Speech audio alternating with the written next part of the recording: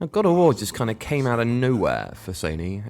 Santa Monica Studio was developing it, didn't really expect that much from it, as I understand, and all of a sudden it just blew up. And Sony had basically a new mascot on its hands in the shape of an angry man who'd killed his own family. It's interesting, isn't it? Because it came out so late in the PS2 life cycle. Everyone was just kind of gearing up, ready for the next gen.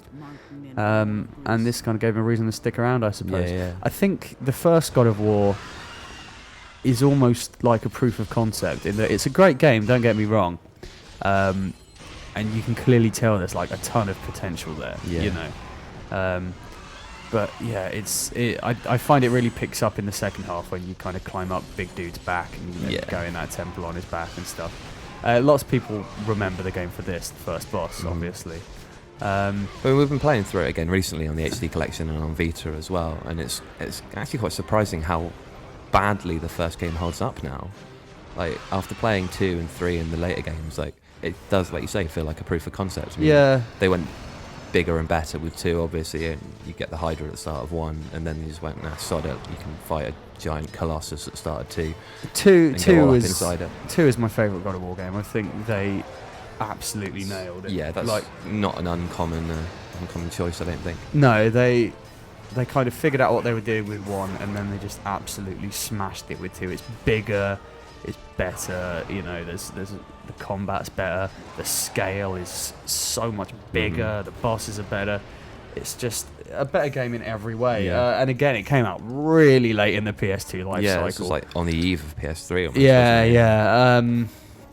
So, you know, you might not have played it, but by all means, pick up the HD collection on that PS3. The Vita version has some issues, so get the PS3 one if you can.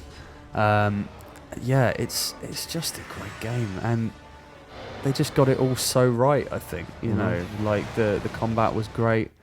And then we get to 3, which wasn't as... I don't know.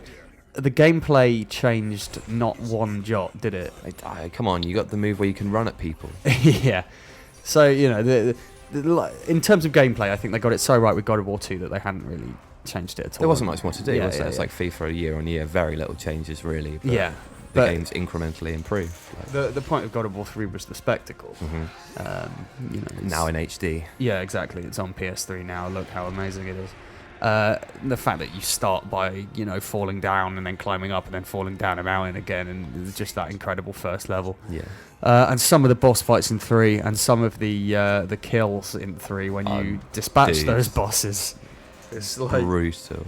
Ridiculous levels of brutality. Ripping Helios' head off, and you can actually see the skin. Yeah, just smashing Hercules' face in. Yeah. Although I take umbrage with that because these games are set in ancient Greece, and he was called Heracles in ancient Greece. Hercules was the Roman translation, kind of like how, you know, Zeus became Apollo or whatever it is. But then meanwhile, you've got the PSP games going on in the background, and somehow like Ready at Dawn managed to squeeze a hell of a lot out of that little thing. Like, I don't really know how they did it. They magic, I think. They were 2 very good, if again unremarkable games.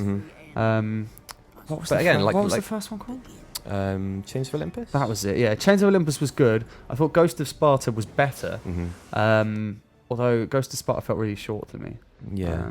Well, again, the very fact it's running on PSP at all is incredible. Like Borderlands on Vita now, like it's got its problems, but that shouldn't be able to work on that console. Simple as that. Yeah, that's what I mean. The PSP games, if you're playing the HD versions on PS3, you might, you know, and they're the first time you've played them, you might be like, hang on, these aren't up to much. But when you consider the console that they were developed for, really, really impressive.